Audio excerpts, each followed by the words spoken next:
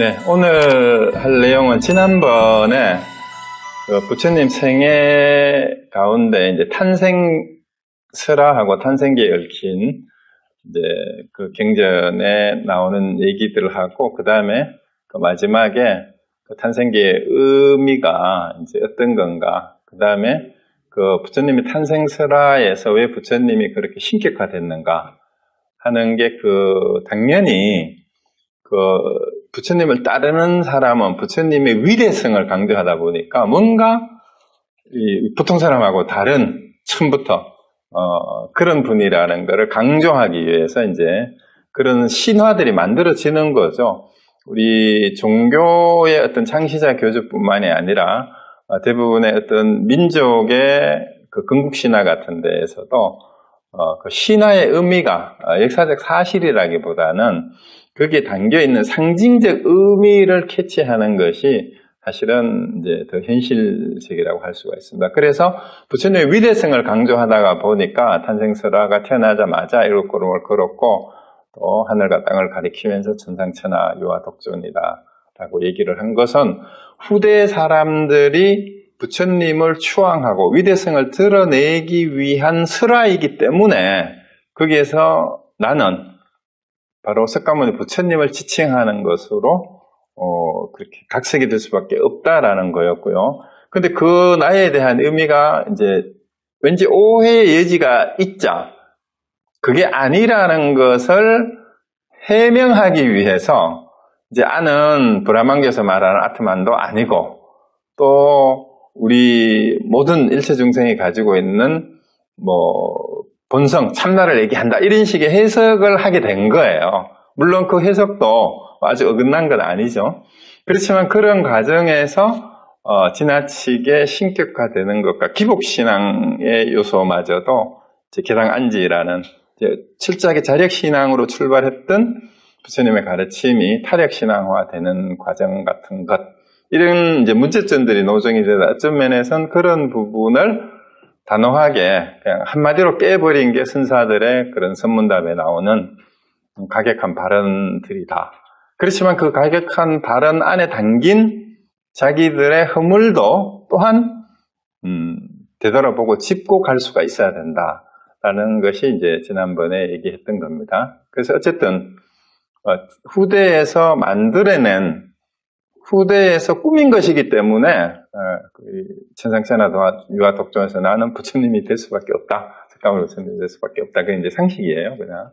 그렇지만 그 의미는 이제 다르게 해석이 될 수가 있죠. 자, 그리고 오늘은 이제 그 부처님의 생애 전반을 이제 탄생 이후 성장 과정과 그 다음에 출가의 동기가 뭐였는지, 그리고 이제 스승들을 찾아다니다가 6년 고행을 하고 보리수아루에서 앉아서 드디어 정각을 이루고 난 다음에 이제 교화를 시작했는데, 이제 교화를 하면서 이제 전도 선언을 어떤 식으로 했는지, 그리고 마지막 이제 교화 과정과 이제 열반에 이르기까지의 이제 전체적인 것을 이제 간략하게 추린 다음에, 이제 다음 시간부터 본격적으로 이제 깨닫고 난 다음에 처음 법문을 했던 초전 법문의 내용하고, 그다음에 부처님이 보리수 아래에서 깨달았다고 하는 내용이 뭔가, 그게 흔히 말하는 게 이제 연기설을 깨달았다고 해요. 그래서 불교에서는 부처님의 깨달은 내용이 연기법이다. 그리고 그 연기법을 어떻게 이해하고 해석하냐에 따라서 불교 교리가 달라졌어요. 그리고 초기 불교, 부파불교, 대승불교가 연기법의 해석을 어떤 식으로 하고 어떻게 확대시키냐에 따라서 관점이 좀 변화가 왔다라고 이렇게 볼 수도 있습니다. 그래서 이제 다음 주부터 본격적으로 이제 초전 본문에서 말씀하셨던 중도, 그리고 이제 사성제와 연기법으로 이제 들어가고, 오늘은 이제 탄생 이후 출생 이후 성장 과정에서부터 일반에 이르기까지의 간략한 생애를 요약해서 말씀을 드리도록 하겠습니다. 그러면서도 단순히 이렇게 했다더라라는 얘기는 별로 크게 도움이 되지 않아요, 상식 외에는. 그래서 그 출생 과정과 출가하게 된 동기, 그 다음에 그 교화 과정에서 나타난 대표적인 에피소드들을 통해서 21세기를 살아가는 우리들에게 그러한 사건들이 어떤 의미가 있을까를 이제 그 하나하나의 그 계기마다 돌아보는 것을 이제 한 번씩 짚고 넘어가도록 그렇게 하겠습니다. 그래서 오늘 이제 제가 매번 생각해 볼 문제를 이렇게 주제별로 쭉 적는 이유가 강의를 듣기 전에 우리가 평소에 가졌던 이 불교 교리와 관련되는 주제들을 이제 생각을 하면서 포커스를 맞춰두고 제가 이제 말씀드리는 걸 듣게 되면 이제 내용을 좀 파악하기가 쉬울 것 같아서 늘 이제 오늘의 학습 목표인 셈입니다. 이런 것들을 이제 가능하면 이렇게 적어서 진행을 하도록 그렇게 하겠습니다.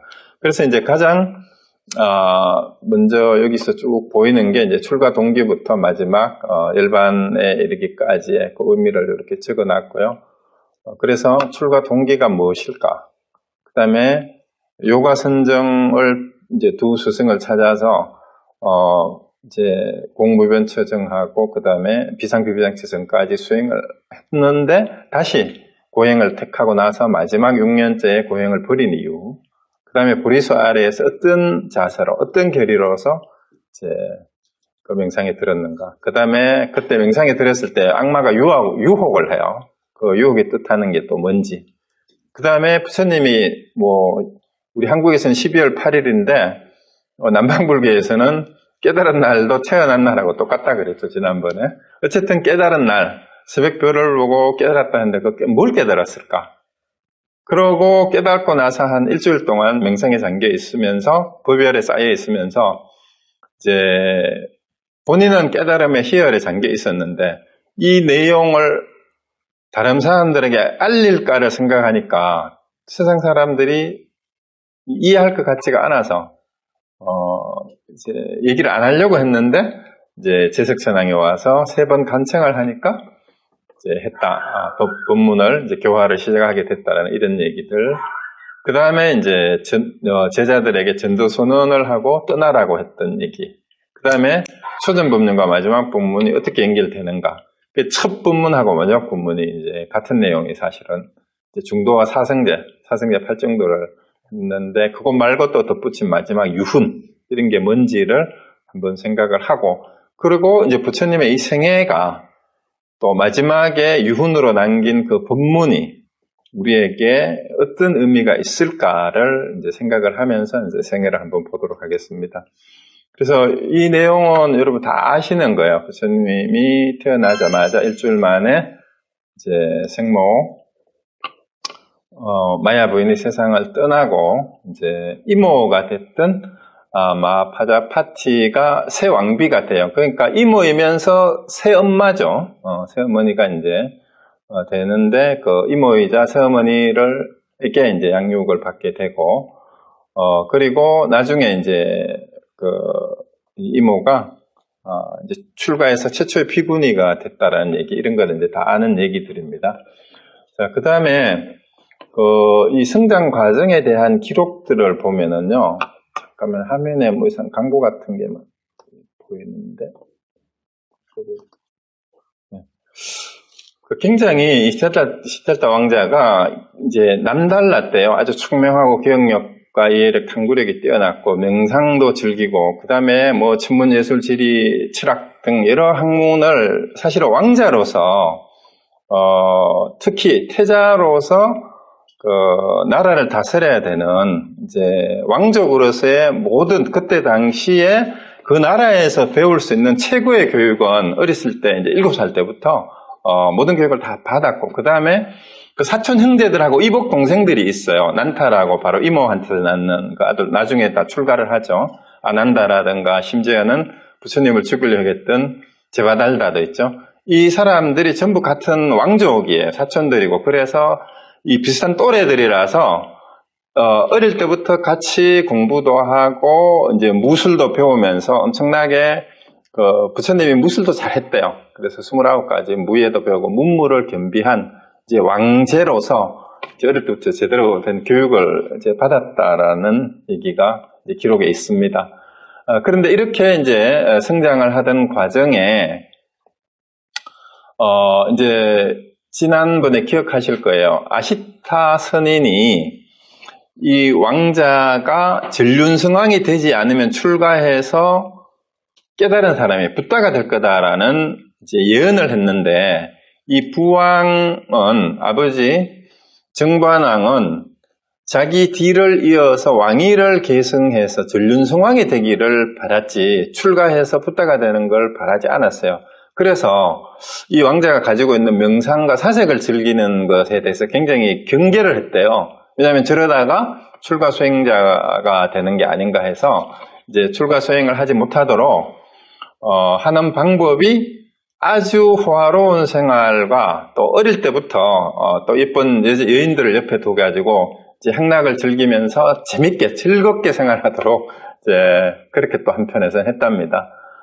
그러던 중에 어느 날 이제 15살 무렵에 봄에 농경제에 참가를 하게 된 이야기도 이제 잘 알려져 있는 얘기죠. 농경제에 가가지고 농부들이 밭을 갈게 되는데, 밭을 갈면 이제 땅이 엎어지는데 거기에 땅 속에서 벌레나 지렁이나 개구리나 뭐 이런 것들이 나오잖아요.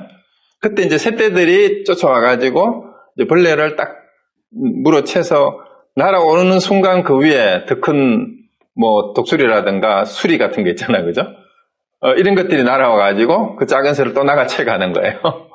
그리고 거기를 또 사냥꾼이 또 화살을 가지고 더 큰 새를 또 쏘고, 이게 보니까 결국은 물고 물리는 이 먹이사슬의 약육강식의 모습을 농경제를 통해서 보는 거예요.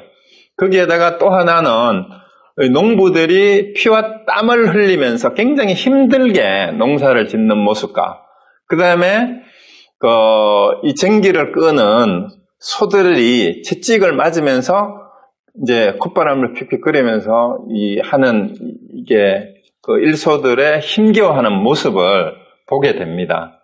그래서 그 모습을 보면서 이제 약육강식의 모습과 채찍을 맞으며 고통스러워하는 소의 모습과 힘들게 살아가는 농부들의 모습을 보면서 충격을 받아서 인생이란, 아니면 삶이란 이제 어떤 의미가 있는가 하고 이제 그 숲속으로 피신을 해서 이제 사색에 잠기게 됐는데, 갑자기 이제 왕자가 사라지니까 부왕이 또 고민을 해가지고 막 신하들을 풀어가지고 이제 찾아보니까 나무 밑에서 명상을 하고 있으니까 또 덜컥 또 이제 그 길로 출가하는 게 아닌가 싶어서 겁이 나서 더 호화롭게 이제 향락생활에 젖도록 만들었대요. 그래서 이제 왕자를 붙들어 두기 위해서 심지어는 궁전을 세 채를 지어서 이제 아름다운 여인들을 곁에 두고 즐기도록 그렇게 해놨다고 합니다. 어릴 때부터. 그래, 이 삼시전이란 말은 어디서 나오냐 하면은, 인도는 이제 겨울하고 여름하고 또 여름 중에도 우기가 또 따로 있어요. 그래서 그때마다 이 생활 환경에 맞게 그 겨울철에 사는 궁전, 여름철에 사는 궁전, 우기에 사는 궁전을 따로따로 지어가지고 전혀 사는데 불편함이 없도록 이렇게 했는데, 이제 그래서 그러다 보니까 자연히 이제 주색잡기에 빠질 수밖에 없죠. 술과 음악에 빠져가지고 이제 밤새 이제 여인들을 끼고 술 마시고 놀다가, 그 술을 마시니까 아침에 속이 쓰려가지고 눈을 뜨고 보니까 옆에 끼고 놀던 여자들이 침을 흘리면서 입을 벌리고 자는 그런 모습들이 보이는 거예요. 그래서 그거를 보면서 이 쾌락이라는 것이, 또 아름다움이라는 것이 정말로 덧없는 것이구나. 그러면서 다시는 이제 그러한 이제 향락에 빠지는 일을 하지 않게 됐대. 이제 거기서 한멸을 느낀 거죠. 이제 해봤으니까. 그래서 결국은 더 사색의 시간이 많아지게 됐다라는 그런 얘기입니다. 그래서 불본 행직경에 보면 이제 이런 이제 혼자 이제 얘기했다는 얘기가 나와요. 이 세상에 더러움과 어리석어 게임에 빠지는 것은 여인의 몸보다 더한 것이 없으리라. 이 어린 나이에 벌써 여자를 알아버린 거예요. 그런데 거기서 벌써 벗어났어요. 10대에. 갖가지 의복과 구슬 따위로 아름답게 꾸밈으로써 어리석은 사람은 속게 말해나, 그러나 그것은 미련한 짓이다. 그림자와 같고 꿈 같은 것으로 참된 것이 아니다.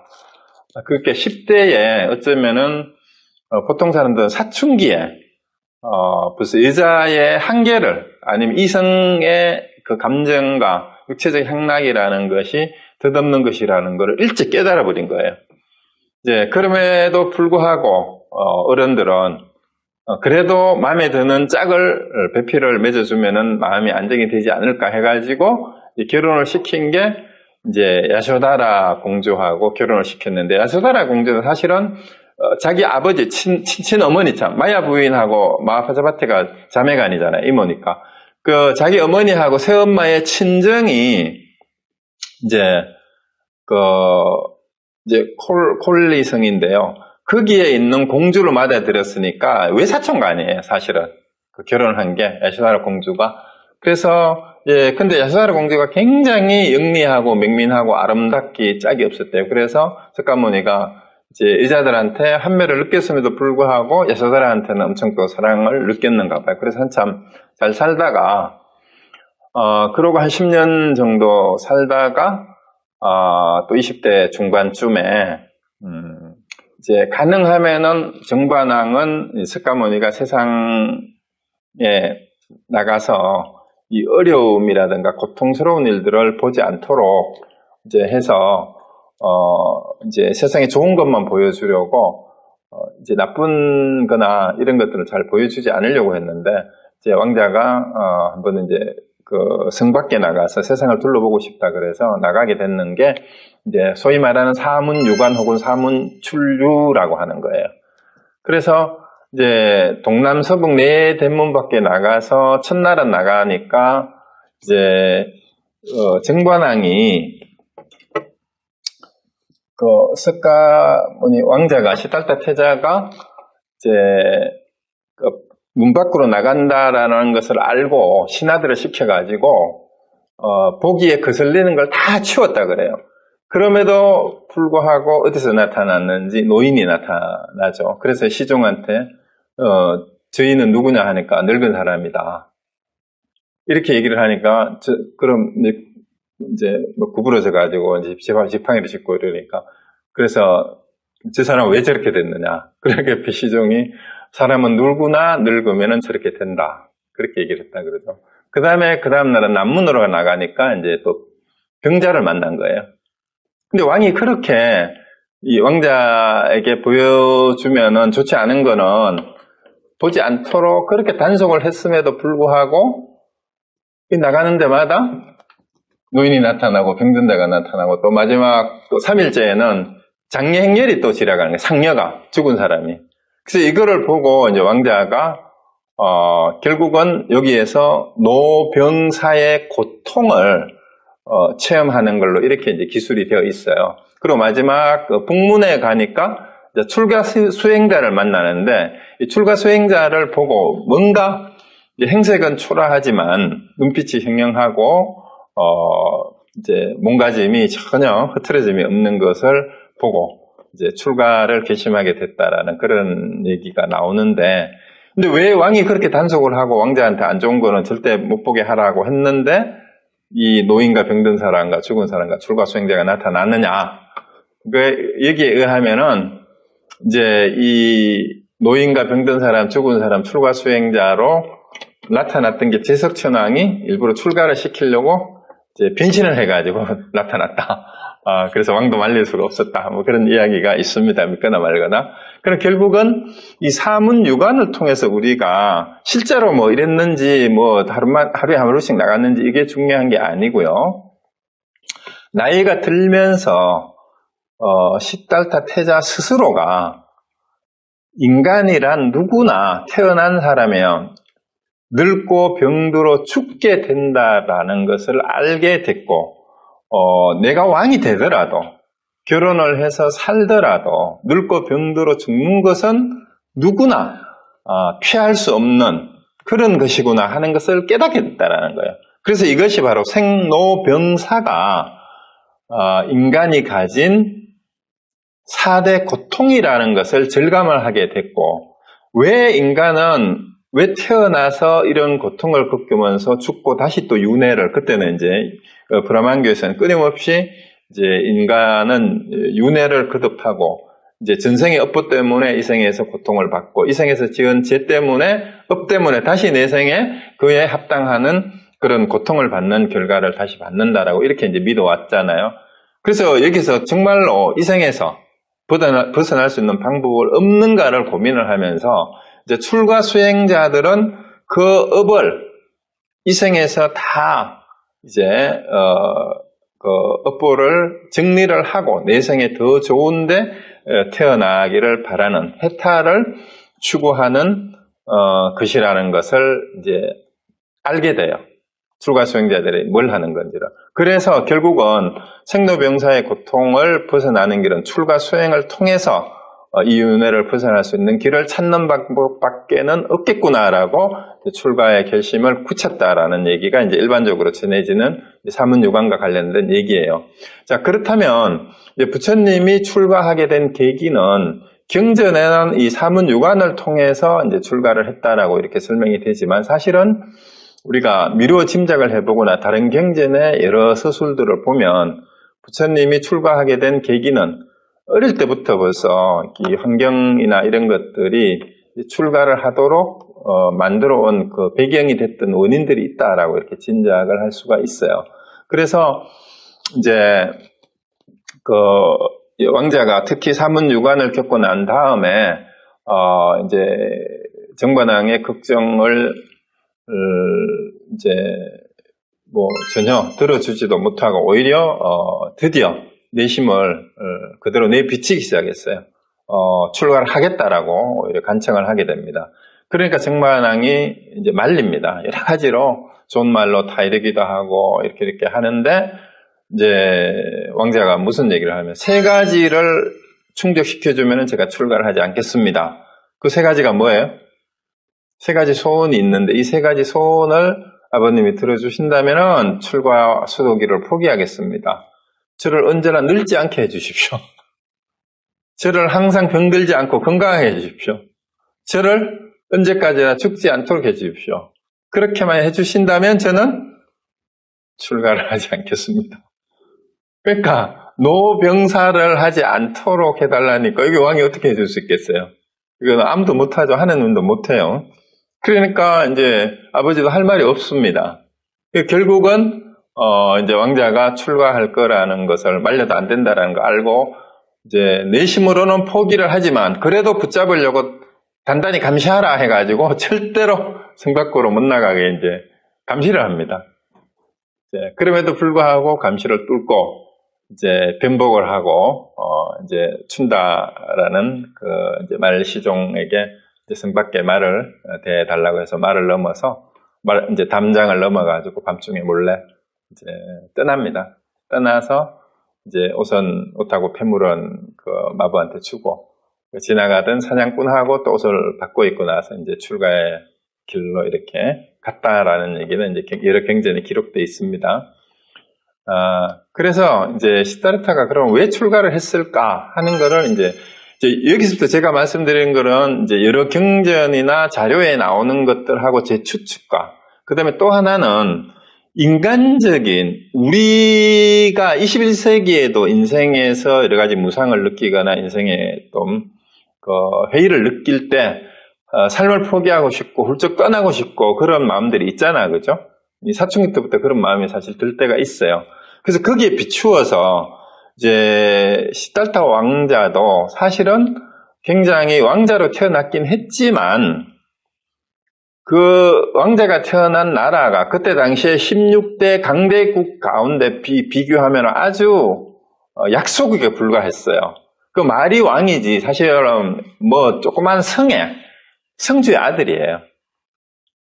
그러니까 이제 그런 상황에서 어릴 때 비록 이모한테서 컸지만 생모의 그 죽음이라는 것을 어릴 때 자기 이제 겪었으니까 본인이 자기 친어머니 얼굴도 기억하지 못하는 상태로 컸을 거 아니에요.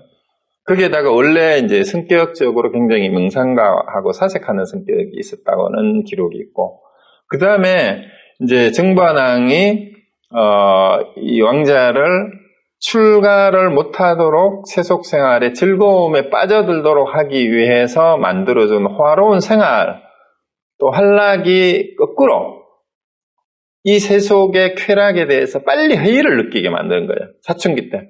그러니까 보통 사람들은 겨우 여성에 대해서 눈을 뜰까 말까 한 그 시기에 이미 겪을 걸 다 겪어보고 거기에 대해서 회의를 느끼게 오히려 만들었다라는 거죠.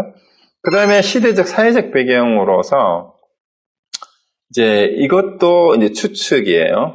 이제 일부 학자들 중에도 이런 주장을 하는 책들이 있어요. 당시에 혼란한 시대적 상황을 우리가 전 시간에 다 얘기를 했잖아요. 이제 한쪽에서는 이제 농업 생산력이 증가하면서 상공업이 발달하고 상인 계급이 대두되고 도시가 성장하면서 도시국가가 형성이 되는데 이 도시국가의 패권을 차지하려는 이 16대국의 왕들은 서로 패권을 차지하기 위해서 끊임없이 전복 정쟁을 일삼던 이런 시기고, 그 다음에 그 혼란한 시기를 틈타서 많은 자유사상가들이 또 여러 가지 이 사상과 철학을 주장을 하던 그런 시기였는데, 그 코살라국이 아니죠. 카필라국의 현실이 약소국이에요. 그리고 그 전란 상황 속에 서로 패권 다툼을 하는 상황 속에서 자기가 왕이 된다 하더라도 마가다국이나 코살라국에 맞서서 자기 나라를 지키기에는 너무나 버거운 이 석가족의 현실이죠. 그러면 군사력이나 경제력이나 그 다음에 인구 숫자나 이런 걸로 봤을 때 전륜성왕으로서 자기 나라를 성장시키는 데 대해서 가능성이 사실상 희박했을 거예요. 아무리 무술을 닦아서 뛰어났다 하더라도 군사가 있어야지. 그리고 또 하나는 그때 당시에 이게 귀족 청소년들은 당연히 태어나면은 세속에 있으면은 누구나 우리 젊은 사람들도 어릴 때는 꿈이 있잖아요. 그 꿈이 이제 최고가 되는 거예요. 그 왕이 되거나 임금이 되거나 대통령이 되거나 아니면 어느 분야의 최고가 되거나 아니면은 정신적으로 위대한 지도자가 되거나 그 최고의 권력자가 되거나 최고의 명예를 가지거나 이런 것들을 추앙하는데 인도의 정신 문화가 출가 수행자가 되는 것에 대한 인도 전통적인 그런 영향이 있어요. 그 이제 브라만교 때부터 이제 크샤트리아하고 브라만들은 사실상 이게 구분이 없었어요. 언제든지 크샤트리아 출신도 이제 성직자가 될 수가 있었으니까.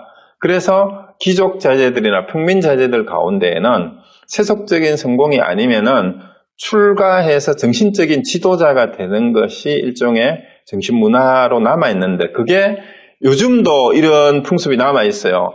범행기, 가주기, 임석기, 유행기, 사주기, 인생관이라는 게 뭐냐 하면은요, 이제, 어린 시절에는 학습을 하는 기간이에요. 여러 가지 두루 넓게 배우는 기간, 청년기죠. 그 다음에 가주기라는 말은 이제 결혼을 해서 직업을 가지고 가정을 돌보는 가장으로서 세속 생활에 책임을 지는 시기가 가주기예요.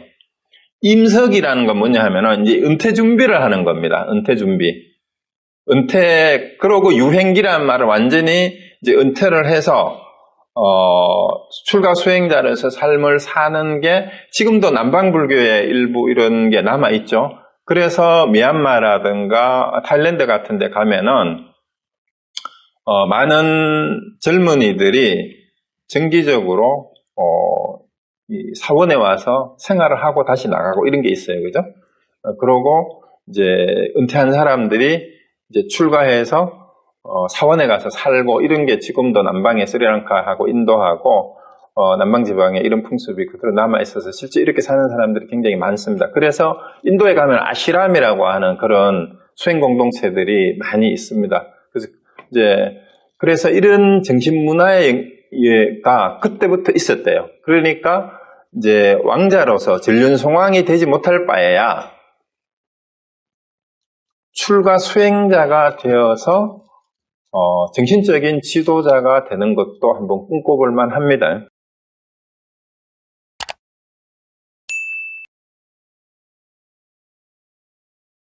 그리고 이제 사문요관에서 보듯이 이제 인생 자체의 그 생로병사에 대한 고민, 이것을 어떻게 할 수가 없구나. 이게 나죠. 인생은 태어났다가 결국은 늙고 병들어 죽고 마는 거다. 이 세상에 태어난 자는 아무도 어쩔 수 없이 필연적으로 늙고 병들어 죽는 괴로움을 어찌할 수 없구나. 그래서 헌생은 엄하고 괴로운 것이다.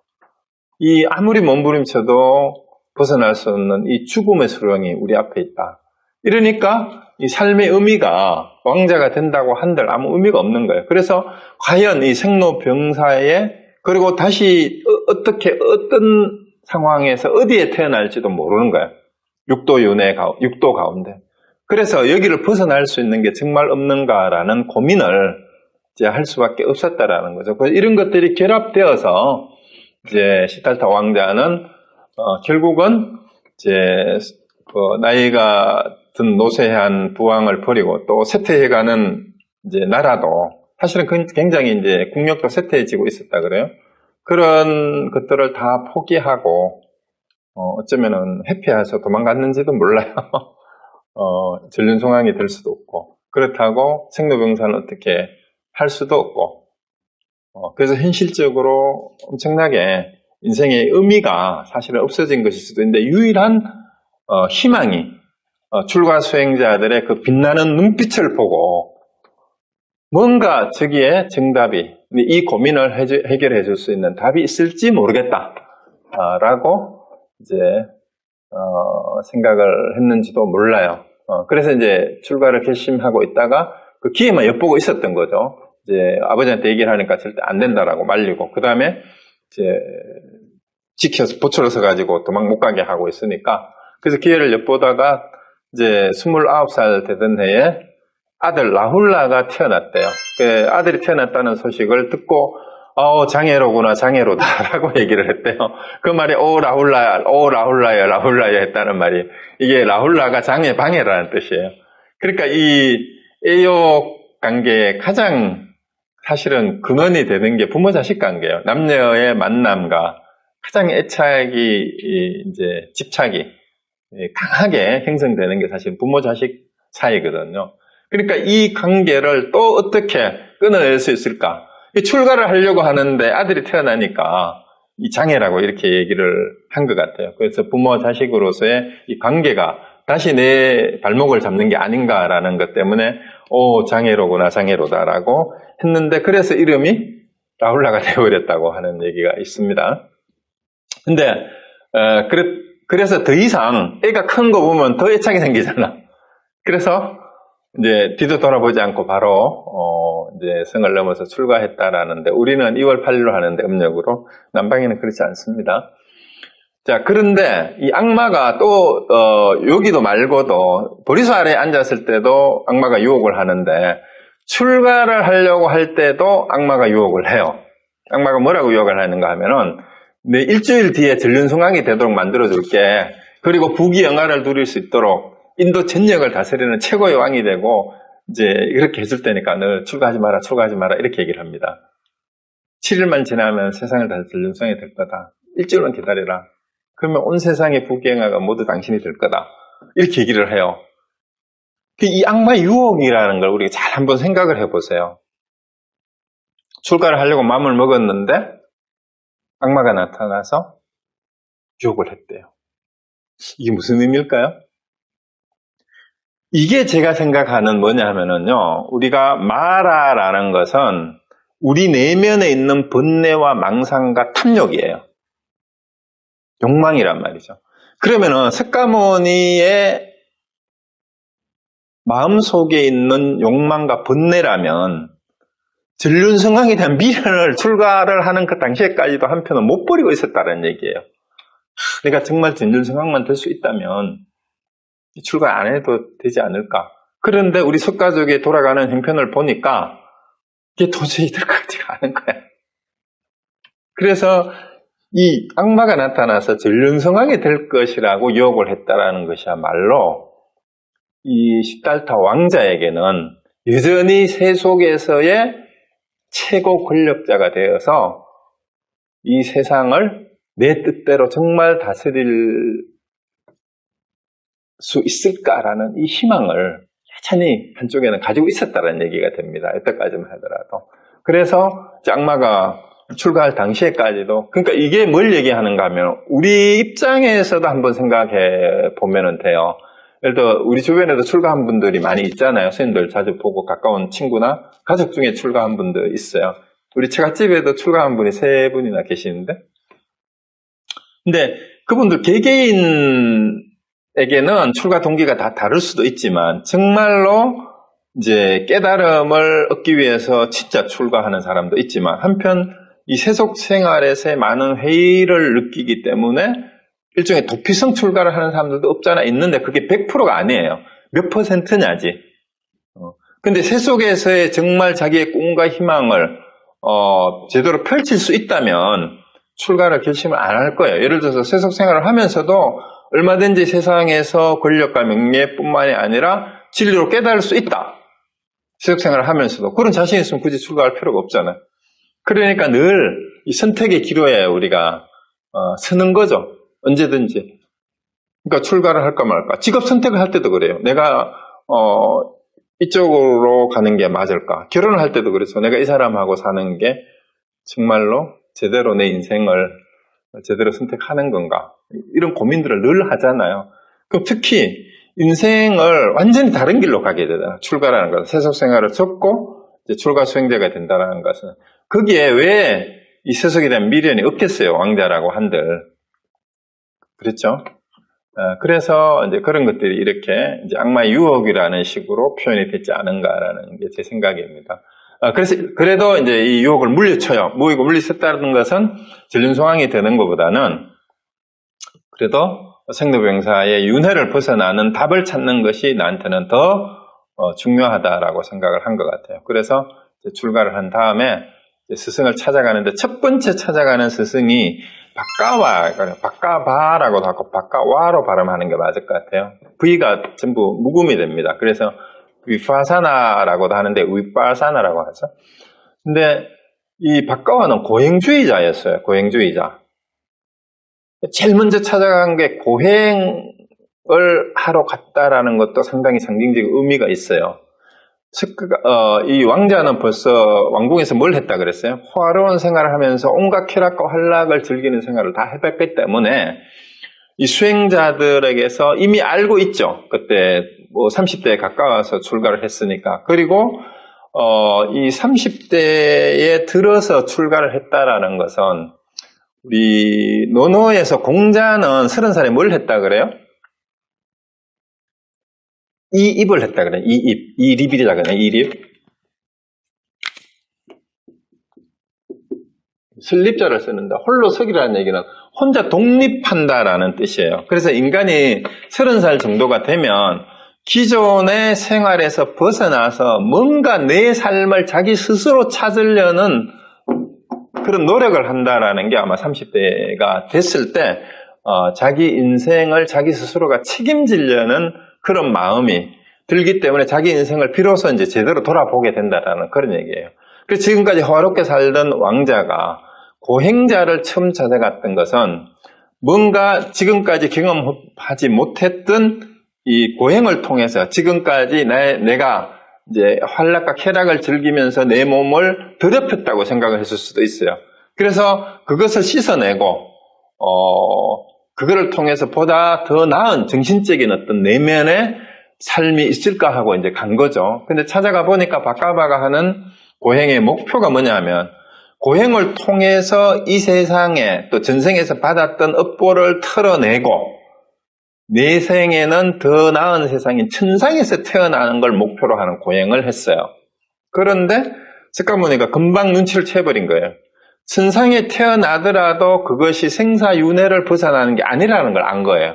천상에 가더라도 그 가보가 닿으면 다시 지상으로 내려와서 어떻게 갈지도 모른다는 걸 알게 돼서 이게 궁극적인 생사윤회를 해탈하는 길이 아니구나 하니까 이제 이거를 버린 거예요.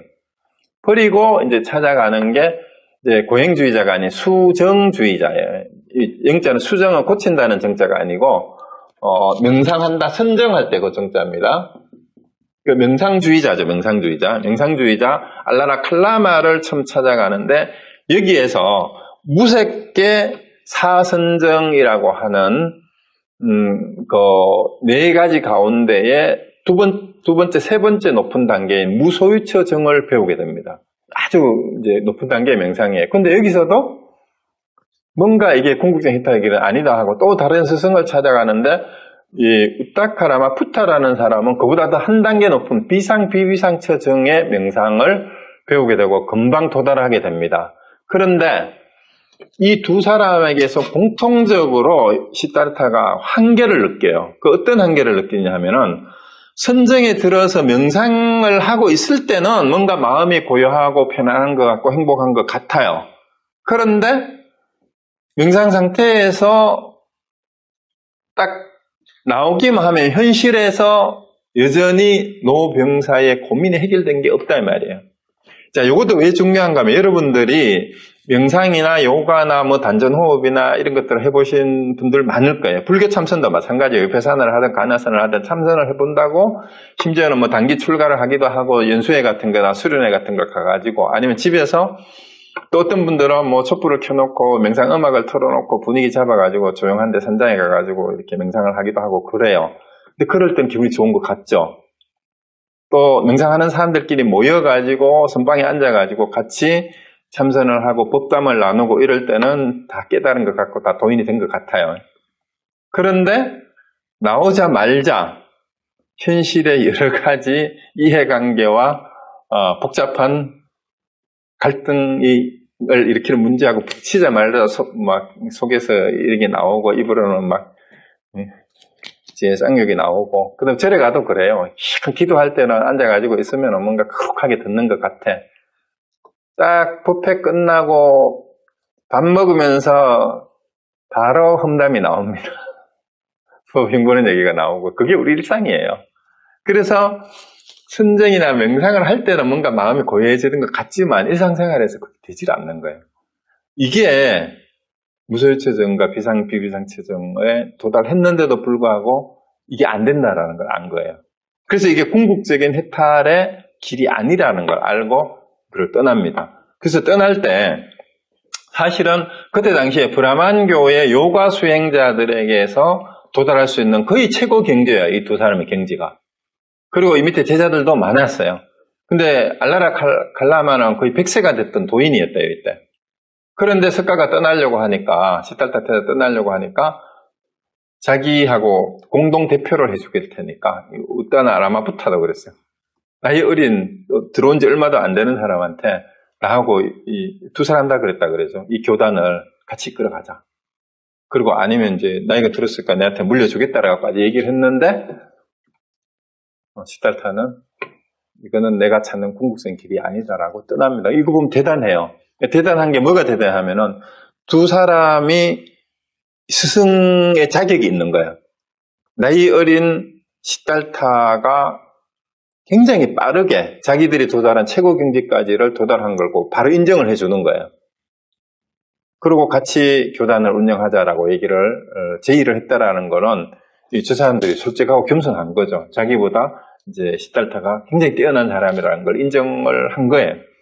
그리고 이제 시달타도 깨달아서 부처님 붓다가 되고 난 다음에 가장 먼저 자기 깨달음을 전하고 싶은 사람을 떠올렸는데 이 두 사람을 떠올렸대요. 이 사람들 거의 이제 거기까지 왔으니까. 그래서 그 정도로 이제 정신계의 당대의 최고 지도자였어요, 이분들이. 그래서 그런데도 이 시달타 왕자가 보기에는 이거는 궁극적인 생로병사를 해탈할 수 있는 길은 아니다라고 이제 떠납니다. 그래서 이게 뭐냐 하면은요, 이건 좀 이론적으로 복잡한데, 너무 복잡하면 모르셔도 돼요. 그냥 넘어가도 되는데, 나중에 뭐 구차재정이니, 뭐 색계 사선정이니, 무색계 사선정이니, 거기에 플러스 멸진정 하나 붙여가지고, 이제 구차재정이라 그래요. 구차재정. 그 맨 밑에 있죠. 그러니까 9가지 단계의 명상 단계를 얘기해요. 실제로 이제 초기 불교에서는 명상을 해 들어가다가 보면은, 이제 이렇게 이제 색계의 사선정과 무색계의 사선정을 거쳐서 마지막 멸진정이 이제 해탈이에요. 여기까지 들어가야만 궁극적인 열반에 도달할 수 있다라는 명상 상태의 단계를 얘기를 하는 거예요. 그 단계인데 사실은 그 색계부터 시작을 해야 돼요. 색계 사선정에서 이제 그 위에가 무색계 사선정이죠. 그래서 공무변처, 식무변처, 무소유처, 비상비비상처 정은 어떤 경지냐 하면 이제 공무변처만 하더라도 대상 이제 밑에 4번이 제일 위에 높은데요. 이제 색계 사선정 그다음에 여기에 5, 6, 7, 8번째가 비상비비상처의 높은 이제 단계고 그다음에 마지막 9번째 단계가 멸진정이에요. 그게 이제 열반이죠. 근데 대상의 형태를 너무 허공의 자제함을 증득한 경지니까 이게 공무변처만 하더라도 이제 상당히 이제 형상이나 대상에는 이미 끌리진 않는 거예요. 무색계라는 말 자체가 그렇거든요. 요거 하기 전에 요거 상계를 먼저 설명을 드리는 게 낫겠네요.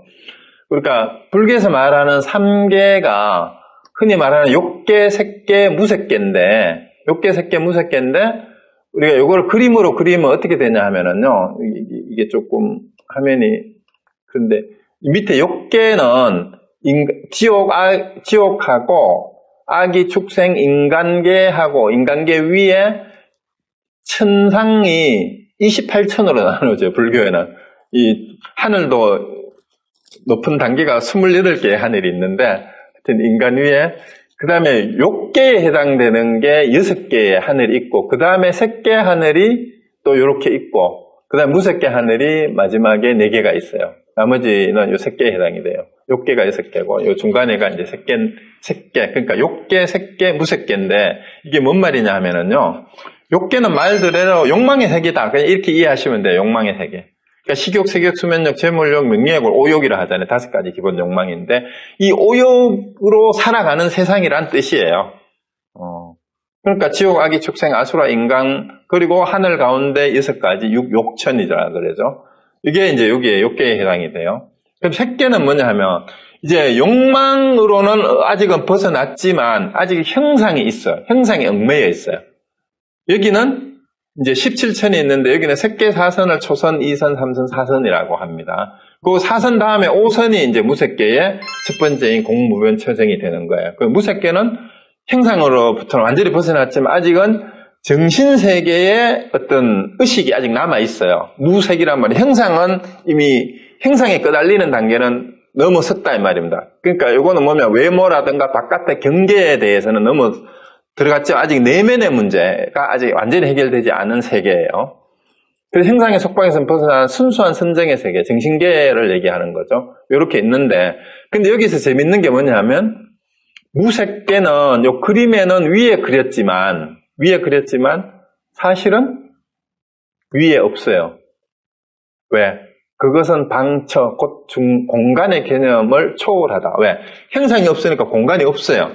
그러니까 무색계는 사실 어디에나 있어요. 왜? 정신이니까. 마음이니까. 마음의 작용의 세계예요. 그냥 마음의 작용의 세계. 그러니까 그는 굳이 색계 위에 꼭 있는 건 아닙니다. 그런데 어쨌든 무색계에 들 수 있는 선정의 4가지 단계가 이제 요거예요. 공무변처가 대상의 형태를 넘어 허공의 자제함을. 그 다음에 식무변처는 오직 의식만이 무한히 존재하는 것. 무소유처는 대상과 의식조차도 없어진 증. 그게 이제 알라라 칼라마가 여기까지 도달한 거예요.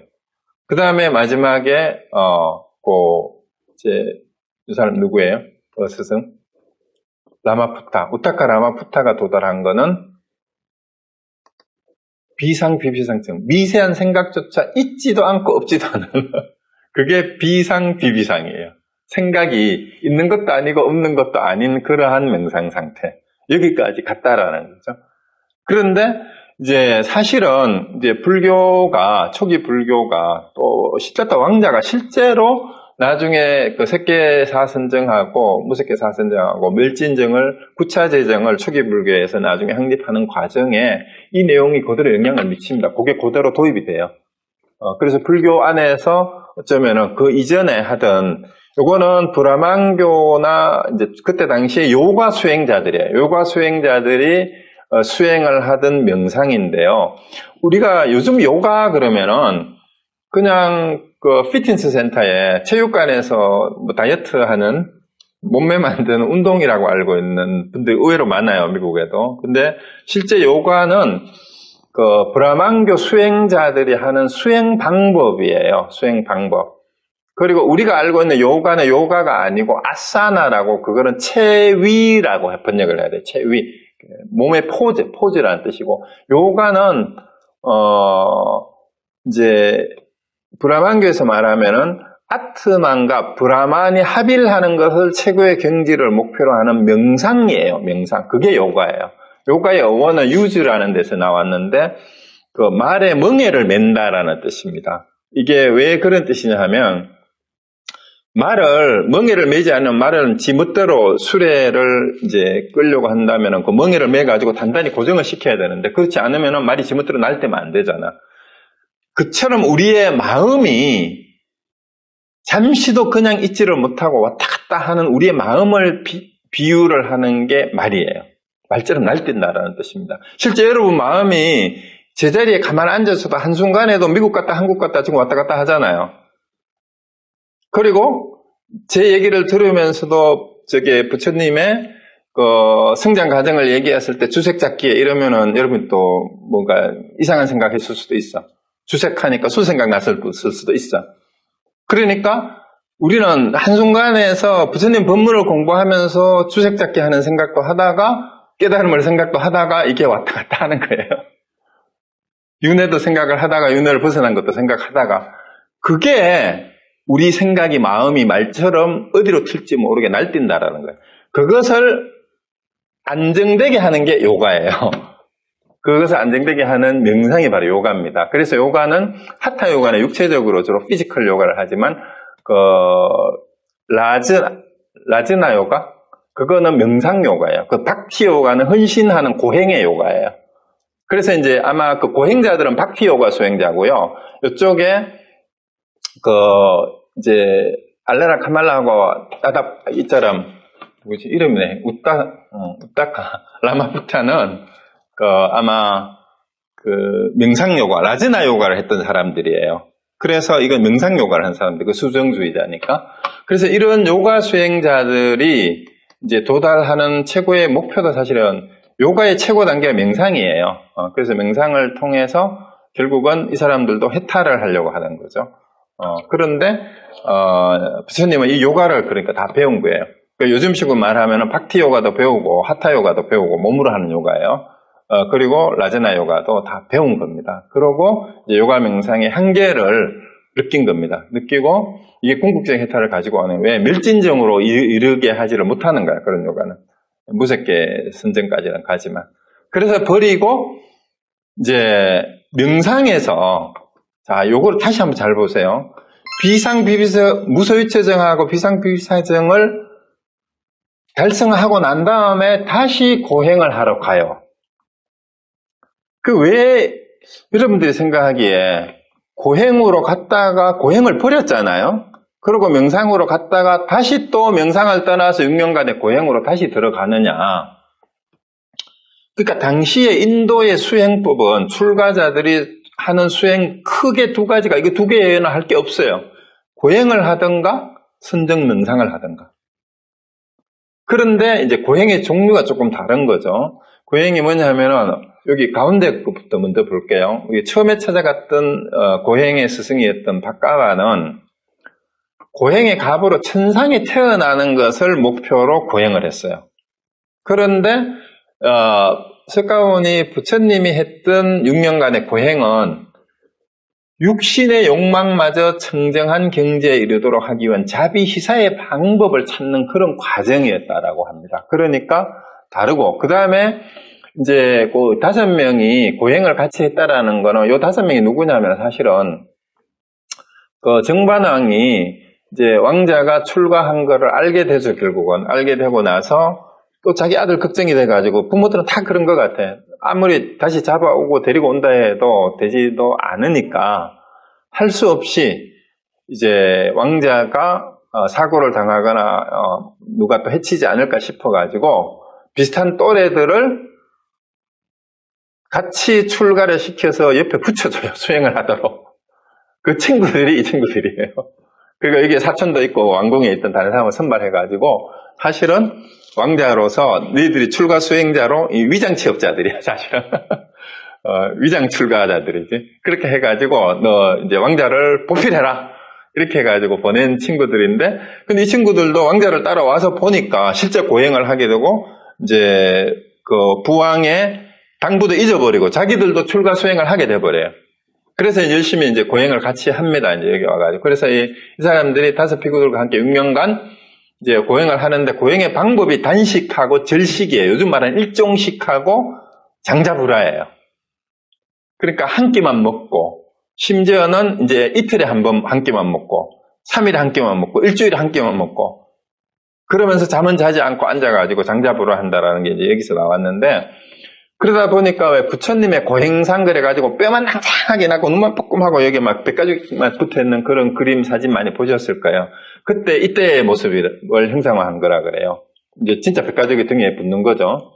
이렇게 극도로 음식을 먹지 않고 호흡을 또 아주 길게 조절을 하는데, 호흡을 우리가 보통 30초 둥근, 그리고 1분 좀 하는 사람, 조금 잘하는 사람이 2분, 3분 참기도 하고 뭐 이러는데, 이게 5분 되고 1시간 동안을 참아요. 그리고 호흡을 몇 시간을 참고 하루 종일 한 호흡만 한대요. 그게 가능하다네요. 제가 아는 직접 뵀던 선생님은 한 호흡을 2시간에 한 호흡을 하는 선생님이 있었어요. 실제 가능한 모양이에요. 그런데 이 호흡을 길게 하면 어떻게 되는지 아세요? 에너지 소비가 그만큼 안 돼요. 그래서 단식을 하는 사람은 호흡 수련을 같이 해야 단식 수련을 할 수가 있어요.